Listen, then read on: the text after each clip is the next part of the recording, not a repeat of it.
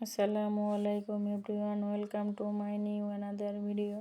কেমন আছেন আপনারা? আলহামদুলিল্লাহ আমি ভালো আছি। আমি আজকে আপনাদের সাথে শেয়ার করব সহজ উপায়ে ঝরঝরে পোলাও কিভাবে রান্না করা যায়। চলুন তাহলে। আমি একটি প্রথমে পাত্র নিয়ে সেটার তেল দিয়ে রান্না, রেগুলার তেল, তার ভিতরে পেঁয়াজ কুচি দিয়ে ভেজে নিয়েছি।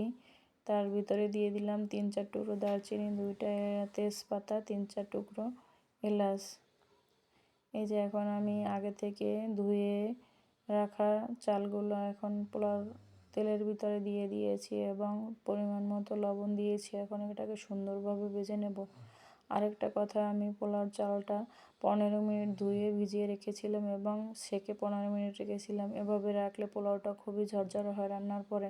আপনারা বাসায় একবার ট্রাই করে দেখবেন এভাবে।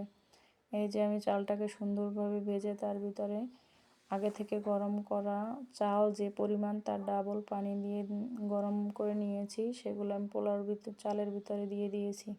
এই যে আমার চাল যখন পানিটা ফুটে উঠেছে, তখন আমি এটার ভিতরে 1.5 চামচের মতো চিনি অ্যাড করে দিলাম, যাতে পোলাওটা হালকা মিষ্টি লাগে মুখে খেতে, সেজন্য, এবং ভালো লাগে। চিনিটা দেওয়ার কারণে টেস্ট হয়। এই যে এখন যখন পানিটা কমে গেছে, তখন আমি 3-4টা কাঁচামরিচ এগুলো পোলাওর ভিতরে দিয়ে দিলাম। সুন্দর একটা স্মেল আসে সেটা দেওয়ার কারণে, সেজন্য। অনেকেই এটা দেয়, আবার দেয় না। না দিলে আপনারা এটাকে স্কিপ করতে পারেন। এই যে আমি নেড়ে চেড়ে ঢেকে দিয়েছিলাম। তারপরে এই যে আমার পানিটা শুকিয়ে গেছে। এখন আমি একটু পোলাওটাকে উপর নিচ করে নেব, যাতে ভালোভাবে পুরোটাই সিদ্ধ হয়ে যায়, সেজন্য।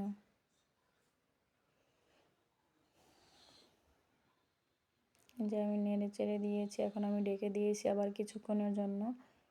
এই যে আমার তারপর হয়ে গেল। এখন আমি গাজর অ্যাড করে দিলাম এটাকে সৌন্দর্যের জন্য। এই যে আমি এখন গাজরটাকে নেড়ে চেড়ে সব পোলাওর সাথে মিশিয়ে নেব। আগে থেকে গাজরটা দিলে গাজরটা সিদ্ধ হয়ে যেত এবং কালার নষ্ট হয়ে যেত, এজন্য আমি লাস্টে অ্যাড করেছি, যাতে কালারটা না নষ্ট হয়। এই যে আমি গাজরটা দিয়ে আবার কিছুক্ষণ রেখেছিলাম। এখন আমি এই যে গাজরটা দেওয়ার পরে এখন আমি ঢাকনাটা দেওয়ার পরে উঠিয়ে নিয়েছি। এখন আমি এটার সাথে কেওড়া জল অ্যাড করে দিয়েছি। কেওড়া জল অ্যাড করার কারণে এটার থেকে সুন্দর একটা স্মেল আসে পোলাও থেকে। যারা ইউজ করেছেন জানেন, তারাই জানেন এটার কি সুন্দর একটা স্মেল থাকে। এই যে আমি এখন পেঁয়াজ আগে থেকে ভেরেস্তা করে রেখেছিলাম, সেগুলো পোলাওর ভিতরে আমি অ্যাড করে দিয়েছি।